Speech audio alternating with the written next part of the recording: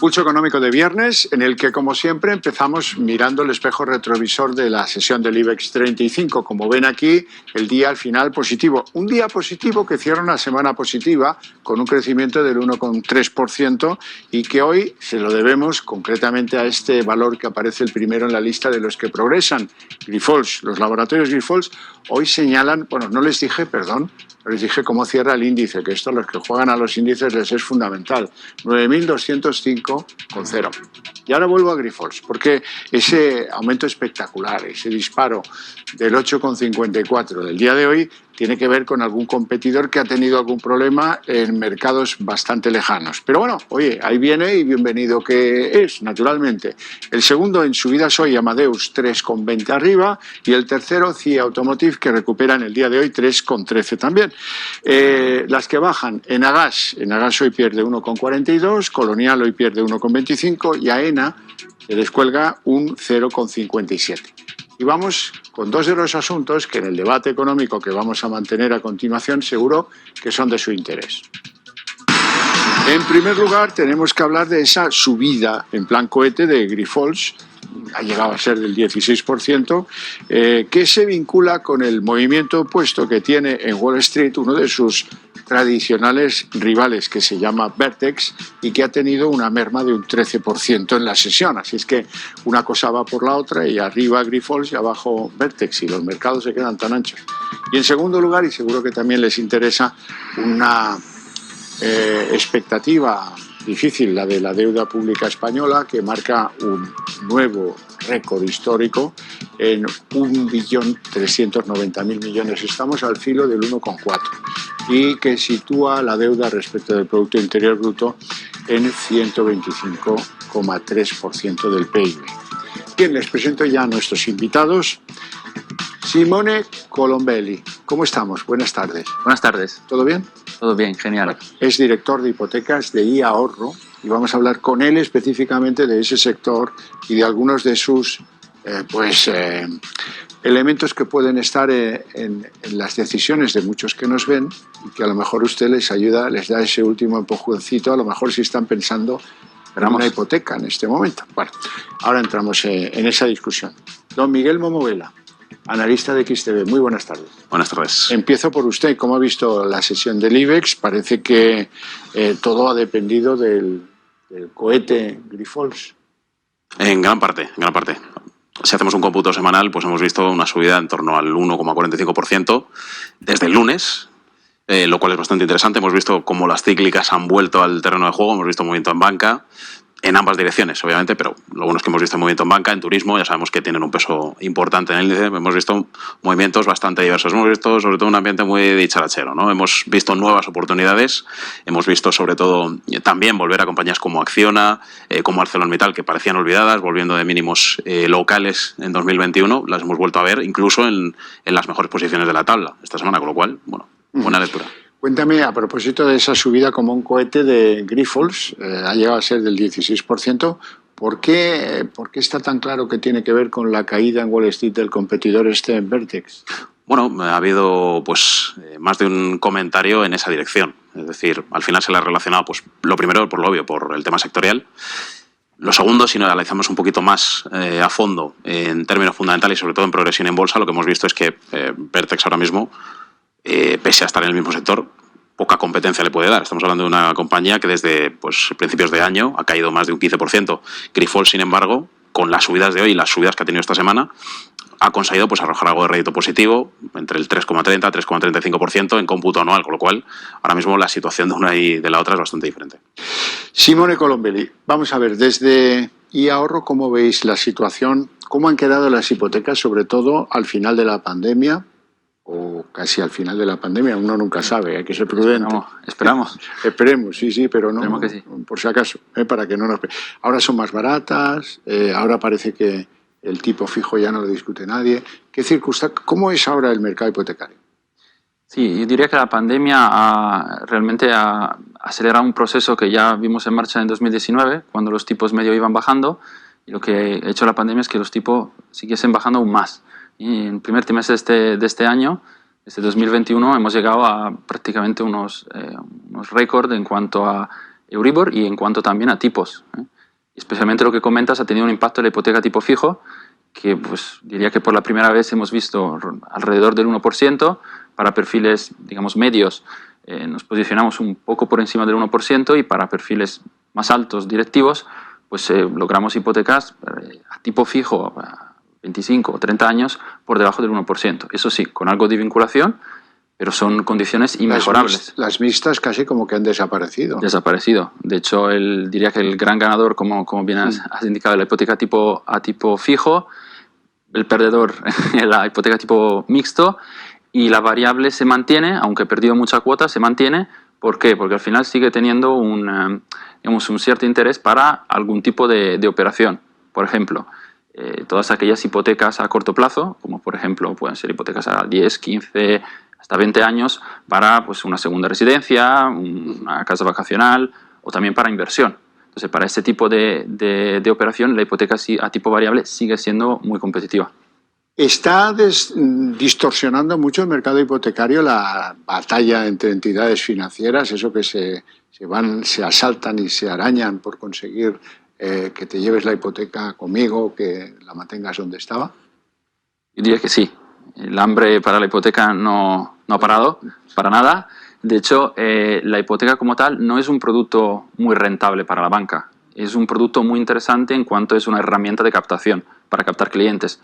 Con lo cual, la pandemia como tal ha sido un contexto para la banca donde pues, la hipoteca era aún más importante porque los usuarios, o sea, los consumidores ya no pasan por la sucursal. Entonces, cada vez más difícil captar nuevos clientes y la hipoteca representa en ese sentido una herramienta fantástica porque ata el consumidor para por 20, una larguísima 30 años. Sí, entonces, y te sirve para colocarle productos adicionales, en fin. Sí, claro. Sí. La picaresca de los comerciales de la banca es espectacular. En Italia también, ¿eh? En Italia y también en algún otro país europeo, pero la de en los aquí países del sur de Europa especialmente. La de aquí es muy antigua, ¿eh? Sí. Ya lo dice, siglo de oro ya lo decía. Miguel, vamos con Enagás, si te parece. Quiero que me cuentes por qué lidera las pérdidas hoy, con 1,42. Da la sensación de que tanto Enagás como Telefónica, que ayer subía bastante, como Red Eléctrica, como Colonial, como Celnex o como Almiral, están en máximos en un IBEX lateral, ¿no? Por contra, del otro lado, pues Siemens Gamesa se encuentra en mínimos del 21. Esa es un poco la paradoja, el arcoíris entre donde va el abanico por un lado y el otro. Sí, ahora mismo hablamos de las dos compañías que están más cerca ahora mismo de sus últimos mínimos, respectivamente mínimos de septiembre o incluso mínimos de noviembre de 2020. Dentro de lo que es su sector han sido dos de las más castigadas o las más perjudicadas. Gamesa, hace poco recordemos, hubo ahí esa tentativa, ¿no? Esa falsa OPA que nunca se llegó a producir. Y en el otro caso, pues bueno, más de lo mismo. Es decir, lo que hemos visto es que son las compañías dentro del sector que quizá peor rentabilidad o peor rendimiento están teniendo desde inicios de 2021. Es decir, han llegado a esos niveles mínimos en los que no se ha visto ninguna otra compañía energética. También es verdad que hemos tenido bastante movimiento en este sector, hemos tenido ese dividendo, ¿no? esa tasa de carbono, que evidentemente en el intradía también tuvo su impacto. Pues han cogido lo peor de cada casa en suelo bursátil. ¿Y en Agas hay algo que explique el pinchazo de hoy? Tampoco es que haya sido de una enorme gravedad, pero... No, la verdad es que no. La verdad es que no. Es una compañía tan estable en esto que es un consumo tan fijo y tan previsible, eso pues no... Recuerda mucho a, quizá, pues, o sea, se le asocia mucho a compañías como Iberdrola, pero... O Red Eléctrica. O esto. Efectivamente. Sí. Bueno, Colombeli, quiero que me cuentes un poco de predicción hacia el futuro, ¿no? Estamos quizás en la recta final de lo que va a ser un Euribor tan ventajoso como lo hemos vivido y que a lo mejor no volvemos a vivir, quién sabe, o a lo mejor sí, pero la cuestión es que mayo ya tuvo el cuarto mes de aumentos consecutivos y da la sensación, no es por animar a nadie a buscarse la hipoteca, pero también lamentaría no haberlo hecho si pude avisar. La cuestión es que da la sensación de que esto se acaba. La fiesta del Euribor se acaba. ¿Lo ves así? Yo diría que hubo un pequeño cambio de tendencia, pero todavía no queda un buen recorrido de fiesta. Quizá no muchísimo tiempo, pero bastante. Y ese pequeño cambio de tendencia hubo, como bien comentaste, en enero, cuando tocamos fondo. llegamos a un menos 0,505%, o sea, fue récord histórico en negativo, en terreno negativo del Euribor, y lógicamente un Euribor negativo nos permite tener unas condiciones para nuestra hipoteca, para contratar una hipoteca más avantajosa. Entonces, para el consumidor, lógicamente, es muy favorable. ¿Este es el mejor momento para hipotecarse? Yo creo que todavía sí, porque ese pequeño cambio de tendencia en los últimos 4 meses, al final no ha sido tanto. Tenemos una subida, pero muy, muy, muy pequeña. Yo creo que nos quedará en terreno negativo todo este año, probablemente el siguiente, y yo creo que hasta el 23 no volveremos en terreno positivo. Ahora sí, puede ser que luego vaya subiendo el Euribor y también las condiciones empeoren. Eso claro, es posible. Simone, pero vamos a ver, el gran inconveniente para hipotecarse ahora es que muchos tienen el sueldo sometido a ERTEs, muchos han perdido el empleo, algunos autónomos han cesado en actividad, y eso sí que los bancos no te dejan ni entrar como tengas esos antecedentes personales, ¿no? Sí, en ese sentido las condiciones sí es cierto que son inmejorables, pero al mismo tiempo ese tipo de perfil actualmente no tiene posibilidad, ¿no? de lograr una hipoteca en la banca y es un problema. En general, no solo para los ERTEs, vemos un cierto endurecimiento en las condiciones para la concesión de una hipoteca y al final puede ser un problema. Para poner un ejemplo muy sencillo, yo creo que hay un pequeño cambio de tendencia cultural, ¿no? En la banca. Antes de la pandemia había algunos sectores que eran en general de los mejores vistos, como por ejemplo el turismo y la hostelería, y que ahora quizá pues estos sectores han sido más reemplazados por el sector de la tecnología, perfiles como ingenieros, como informáticos, que quizás son perfiles que ahora se ven con digamos, mejor ojo desde la banca. Y tú que estás todo el día en la negociación de hipotecas, ahora los bancos están apretando más eso de las garantías. ¿Toman más garantías ahora que antes? No necesariamente. Lo que sí piden son más aportación.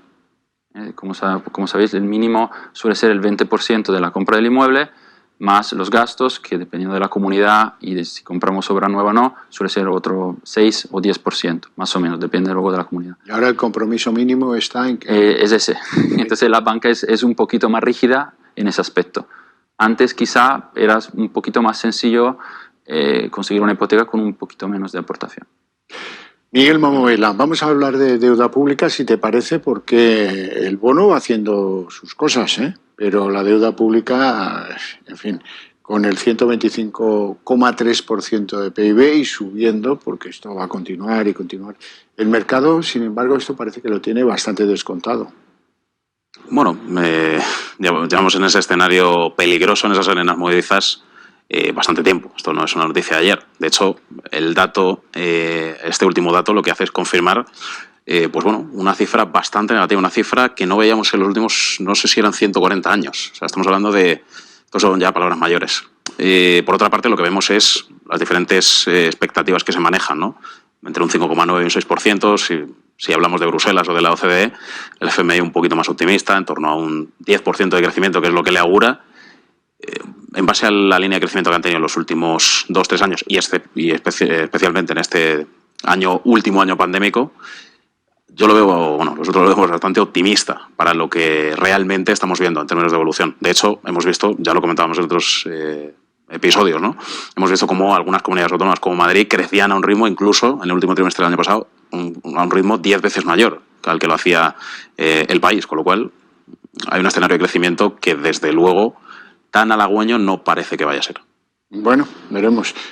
Por cierto, CaixaBank, Celnex, Acciona o Fluidra van a ganar peso en el IBEX a partir de la reforma que piensan hacer de, digamos, el reparto o la participación. La reforma se pone en marcha el día 21 y todos los que entran dentro de esos que se benefician de la reforma, pues también se beneficiarán de la compra de todos este grupo de gestores que operan a partir de los índices. Yo se lo decía al principio, me había olvidado el índice y decía, anda, que los que operan con índices los he dejado un poco aparte. ¿Cómo ves tú esta reforma? ¿Va a incidir mucho en estos valores?